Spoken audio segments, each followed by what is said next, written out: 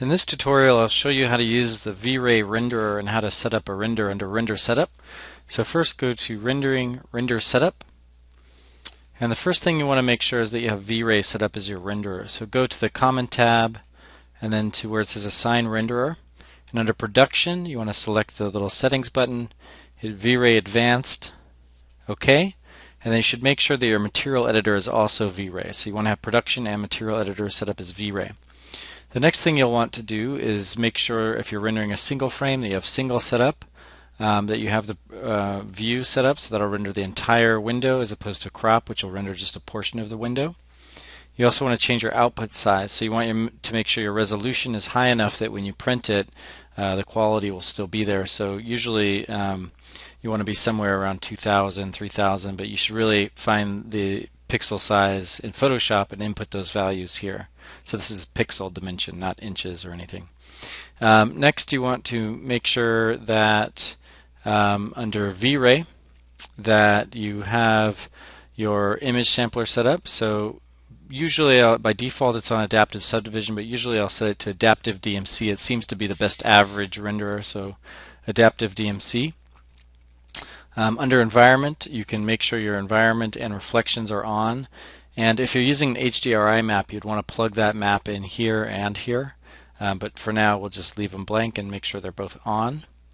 You can just make sure these other things are all set according to their defaults. Next, you want to select indirect illumination. You want to make sure this is on. So this is the secondary and primary bounces. So without these, you'll only have one direct light, and you won't have the first bounce, which is a primary bounce, and the second bounce. So this adds the sort of overall ambient lighting to a scene. Without this, it'd be a very harsh light. So in general, the default is radiance and map. I'm going to set mine to a radiance and light cache. It's just a faster renderer. Under light cache, I'll increase my subdivisions to 2500.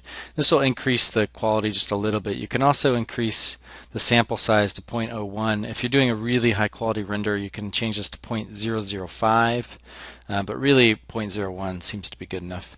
I'll also click Show Calc Phase, which will just show the map building. Under a radiance map, high is going to be pretty high for initial render. So usually I'll set this at medium and render my initial passes at medium, and then when I want to render my final rendering, I'll switch this back to high. But all the default settings are fine. Again, I'll select Show Calc Phase, which will just show the map being built. And that's all for this menu. Next is the settings, and there shouldn't be much we need to change here. If you want to just globally increase the quality, you can change this global subdivision multiplier. So right now it's at 1. If I select 2, it's going to increase everything double, all of my settings double. So it'll make it twice as crisp, but it's also going to take exponentially longer. So usually you don't want to fuss with this, but if you want to really make everything better, you can increase this to 2, but you're really going to quadruple your rendering time.